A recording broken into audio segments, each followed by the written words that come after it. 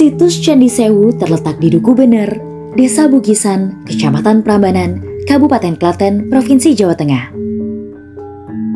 Tidak hanya berdiri sendiri, Candi Sewu merupakan bagian dari kawasan Prambanan.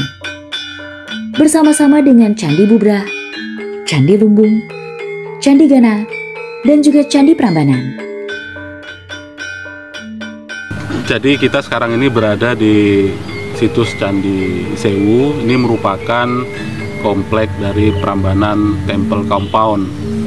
Artinya komplek Prambanan Temple Compound ini adalah situs warisan dunia yang tidak hanya Candi Prambanan tetapi termasuk di dalamnya Candi Sewu, Bubrah, Lumbung, dan Gana.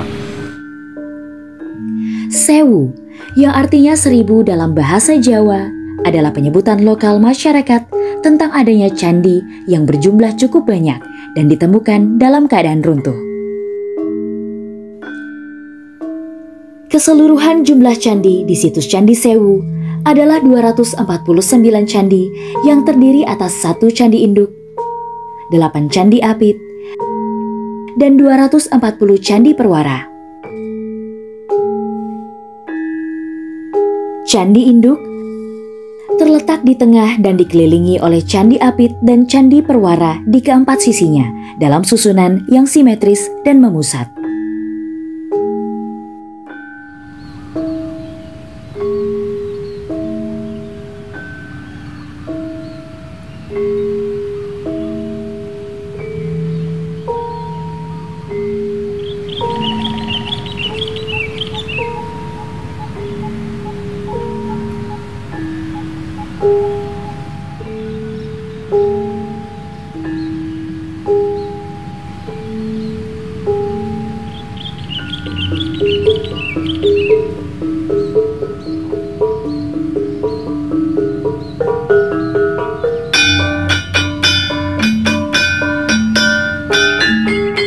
Selain bangunan candi, terdapat juga 8 arca dwarapala yang ditempatkan di sisi kiri dan kanan pada keempat penjuru sisi timur, selatan, barat, dan utara.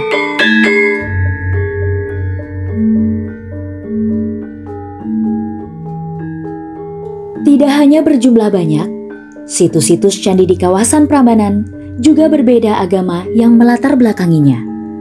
Candi Sewu merupakan candi berlatar belakang agama Buddha, bersama-sama dengan Candi Lumbung, Candi Bubrah, Candi Plaosan, Candi Gana, Candi Kulon, dan Candi Lor. Lebih ke arah selatan, barulah ditemukan candi berlatar belakang agama Hindu yang dibangun di masa kemudian seperti Candi Prambanan.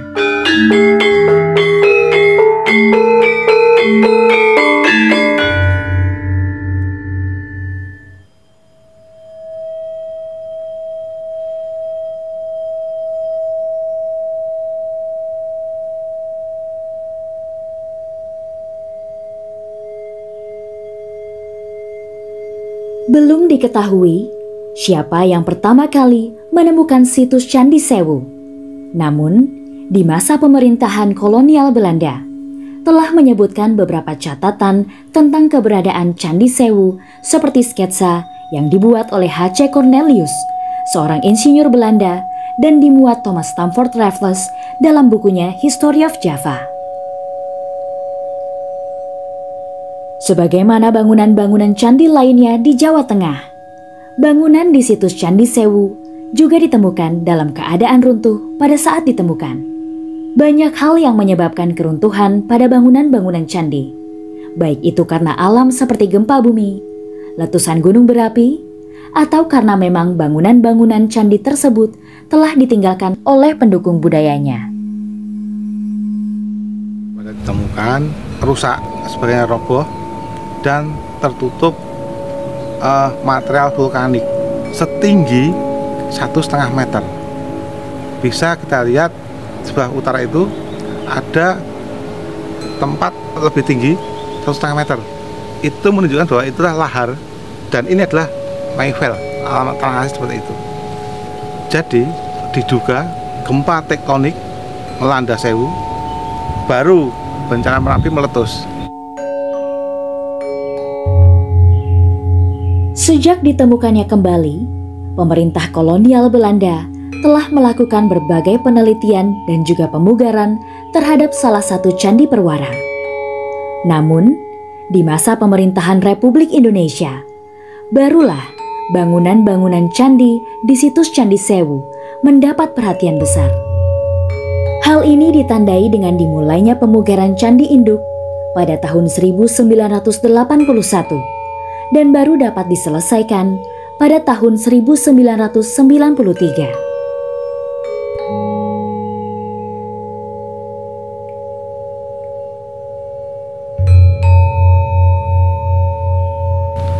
Ini termasuk daerah sesar opak. Jadi gempa 2006 cukup mempengaruhi kestabilan Candi Sewu. Dampak dari gempa itu adalah ada beberapa bagian candi yang rusak atau roboh jatuh ke tanah. Banyak antifik yang lepas daripada susunan batunya. Dan setiap sudut pintu itu ada keretakan dampak dari gempa tersebut.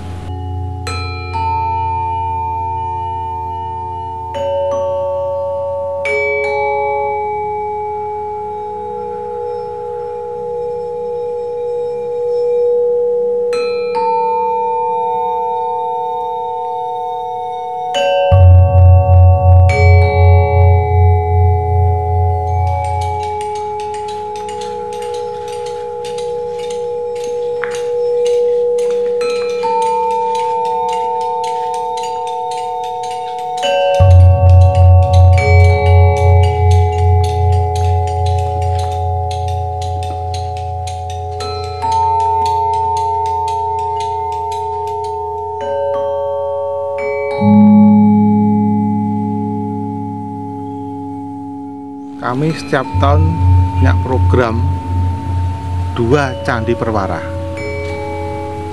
Padahal masih ada 100 candi yang belum dipugar. Yang sudah kita capai ini baru ada 15 candi perwara. Masih ada PR banyak sekian puluh tahun ke depan belum bisa kita selesaikan. Susahnya untuk mendirikan sebuah candi perwara yang ada di Sewu, banyak komponen batu-batu candi yang ada di masyarakat yang belum bisa kita kumpulkan di sini. Karena udah jadi talut, jadi fondasi rumah, lah itu masalahnya.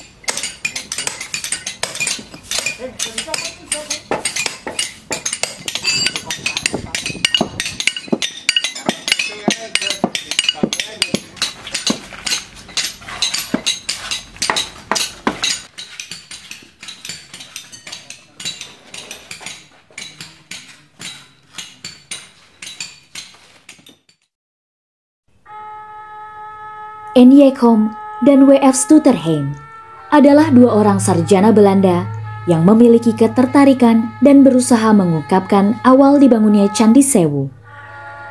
Berbagai pendapat tentang masa pembangunan Candi Sewu akhirnya terjawab dengan penemuan prasasti Manjusri Gerha pada tahun 1960.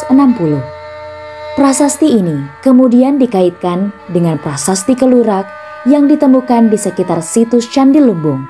Prasasti Kelurak berangkat tahun 782 Masehi berisi tentang pendirian Arca Manjusri.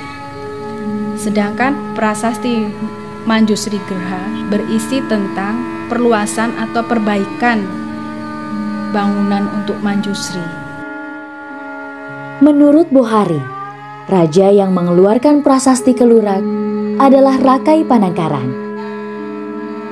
Sedangkan dalam prasasti Manjusri Gerha, baris 9 hingga 10 disebut bahwa bangunan suci ini merupakan persembahan mulia Sri Nareswara yang telah menjelma ke alam kedewaan.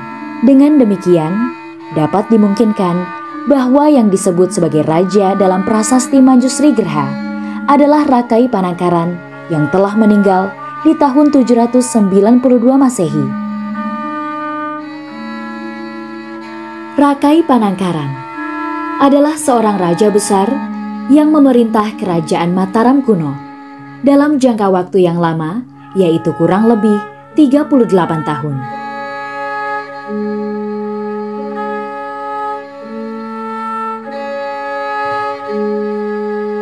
Sebagai penganut agama Buddha yang setia, Rakai Panangkaran telah membangun antara lain Candi Kalasan 778 Masehi dan Candi Sewu 782 hingga 792 Masehi. Bahkan Candi Borobudur yang dibangun antara 780 hingga 840 Masehi menurut Jacques de Marseille, peneliti berkebangsaan Prancis, juga dibangun pada masa pemerintahannya.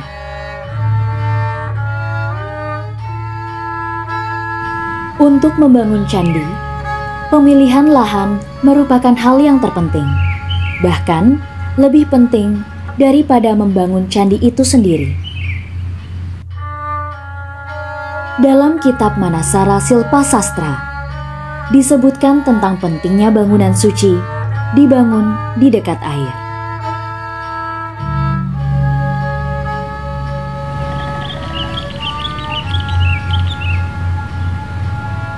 Untuk membangun candi itu ada aturannya.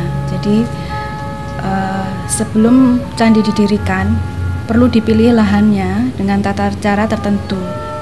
Setelah tanah tersebut dipilih, harus dilakukan pengujian lebih dahulu. Di antaranya dengan menggali tanah yang akan didirikan candi tersebut. Tanah tersebut ketika galiannya dimasukkan kembali, ketika tanah tersebut kurang berarti porositasnya tinggi sehingga tidak disarankan untuk digunakan. Demikian pula ketika lubang diisi dengan air, ketika air didiamkan semalam dan paginya habis tidak bersisa, itu tidak disarankan. Akan tetapi ketika masih tersisa air dan tidak banyak, itu akan lebih baik karena menunjukkan bahwa tanah di situ solid. Tanah di situ pantas untuk didirikan candi dari sisi kekuatannya, strukturnya, daya dukung tanah maupun teksturnya. Pengujian tanah yang lainnya ada juga dengan cara menyebar biji wijen di tanah tersebut.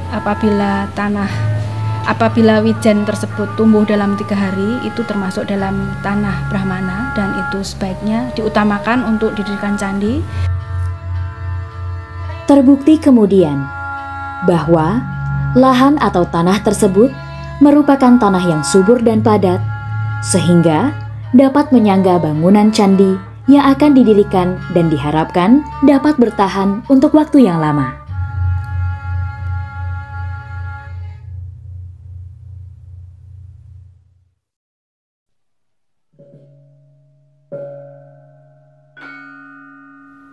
Sebagaimana dalam agama Hindu, kosmologi juga dikenal dalam agama Buddha.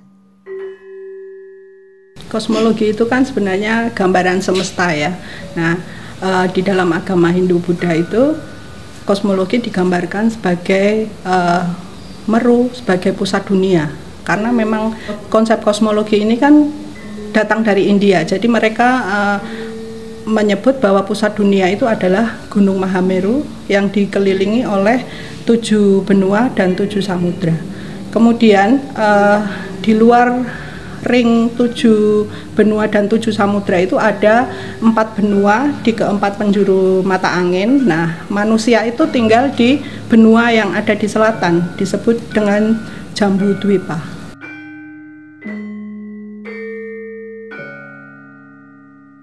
Di Candi Sewu ya, kosmologi yang digambarkan itu Meru, pusat dunia itu adalah Candi Induk. Jadi Candi Induk Sewu itu gambaran Meru. Kemudian dikelilingi oleh 7 benua dan 7 samudra yang diwakili oleh pagar, kemudian lorong antara Candi Perwara.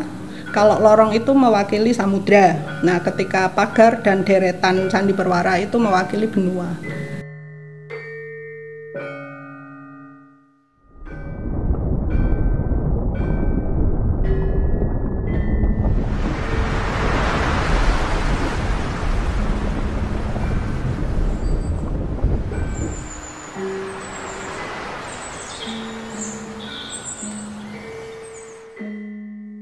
Kemudian agak luas lagi, yang keempat benua itu dimungkinkan diwakili oleh Candi Kulon, Candi Lor, Candi Gana, dan Candi Bubrah.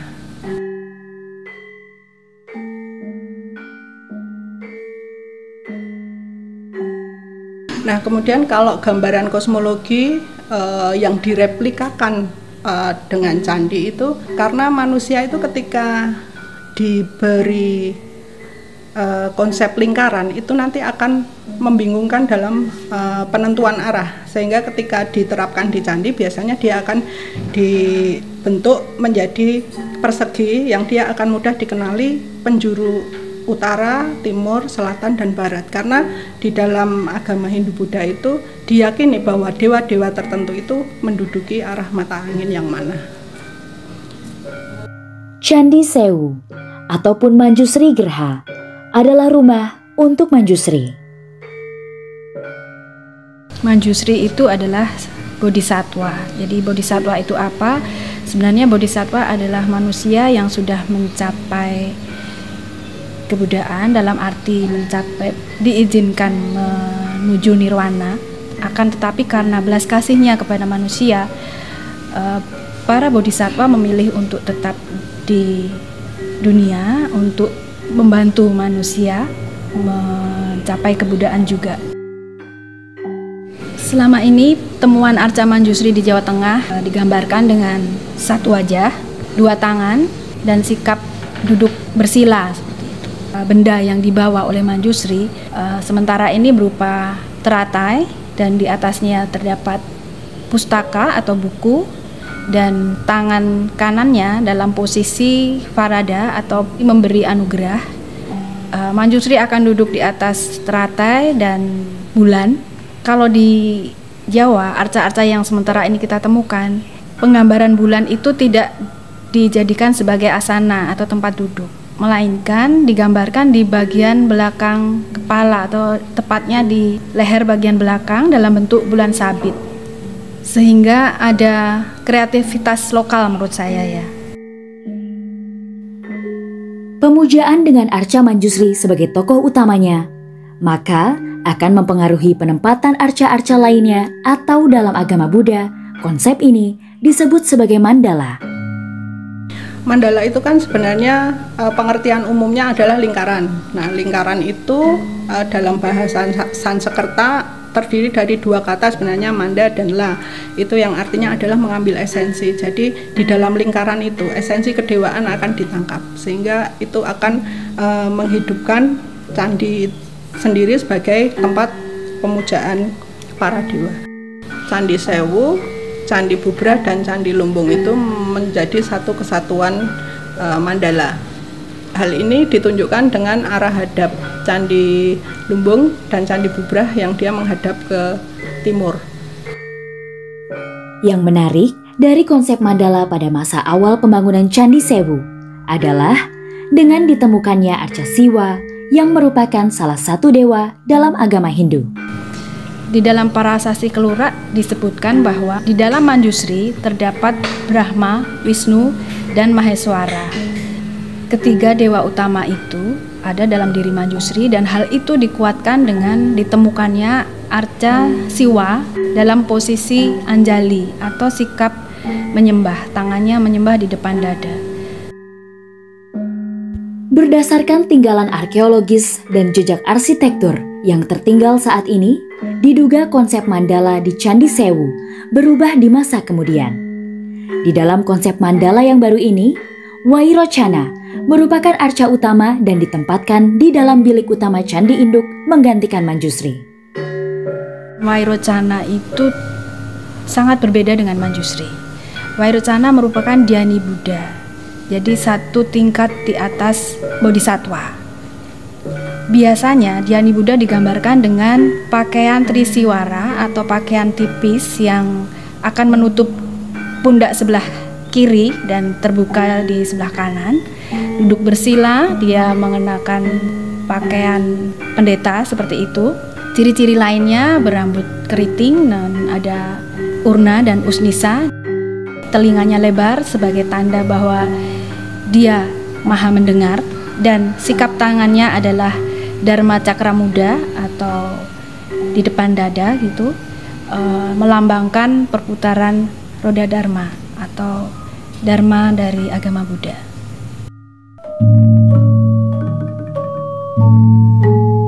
Berdasarkan temuan-temuan inilah, kemudian diyakini bahwa terdapat beberapa periode pembangunan Candi Sewu. Periode pertama, 782 Masehi. Setelah proses pemilihan lokasi selesai, mulailah kegiatan pembangunan candi dengan pembuatan pondasi dengan pemasangan patok batu penjuru.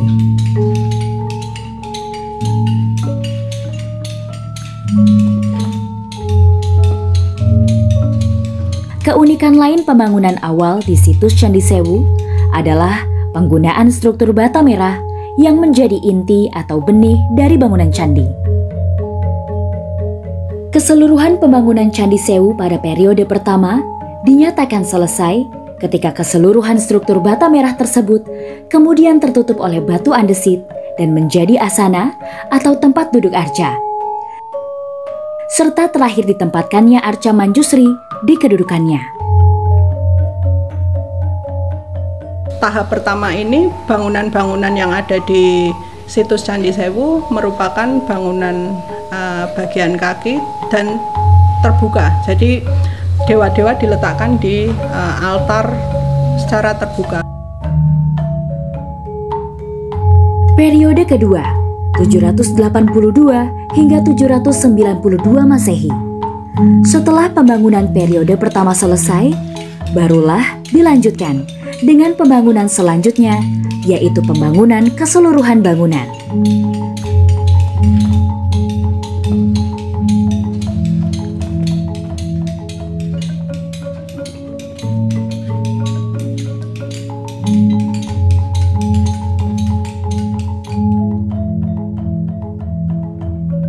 Kemudian pada periode kedua dibangunlah dinding dan atap serta bilik-bilik dan penampil bangunan-bangunan Candi Sewu, Lumbung, dan Bubrah. Sebagaimana yang disebutkan dalam prasasti Manjusri Gerha, bahwa telah dilakukan penyempurnaan terhadap bangunan candi yang dimungkinkan dilakukan di masa pemerintahan Rakai Panangkaran, yang kemudian dilanjutkan oleh Rakai Panaraban, adik Rakai Panangkaran yang menggantikannya sebagai raja.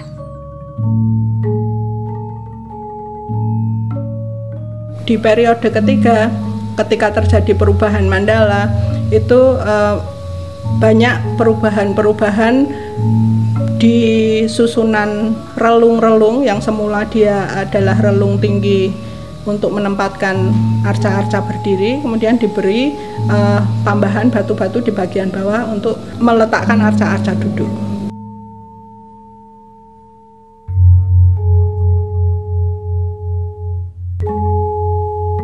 Sebagai candi kerajaan, Candi Sewu dibangun dengan sebaik-baiknya dan sangat memperhatikan detail hingga di setiap sudutnya. Apa yang terlihat di Candi Sewu saat ini, kita bisa lihat reliefnya di Candi Induk, di Candi Perwara, terdapat arca-arca atau relief arca Dhyani Bodhisattva yang digambarkan begitu raya. baik mungkin bodhisatwa barananya dari mahkota, pakaian, kain, perhiasan, dan relief sulur-suluran yang menggambarkan betapa indahnya para arsitek, para pemahat untuk menghias candi sebagai rumah ibadah mereka.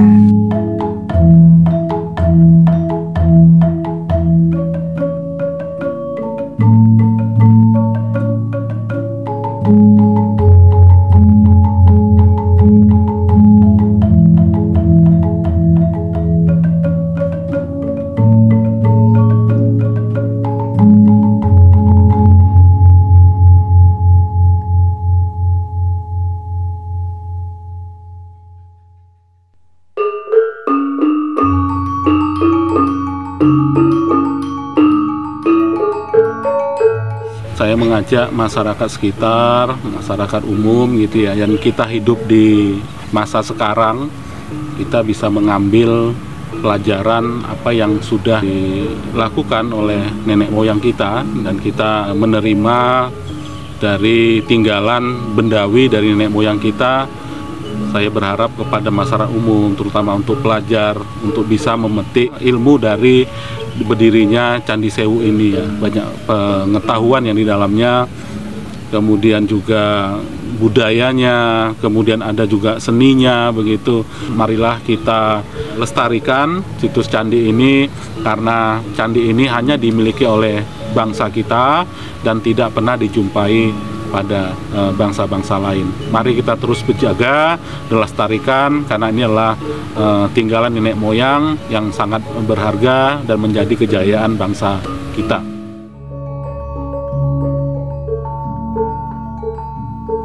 Pendirian bangunan suci atau stupa dalam kepercayaan agama Buddha merupakan dharma untuk memperoleh keselamatan, tidak hanya untuk dirinya sendiri, namun juga bagi orang lain.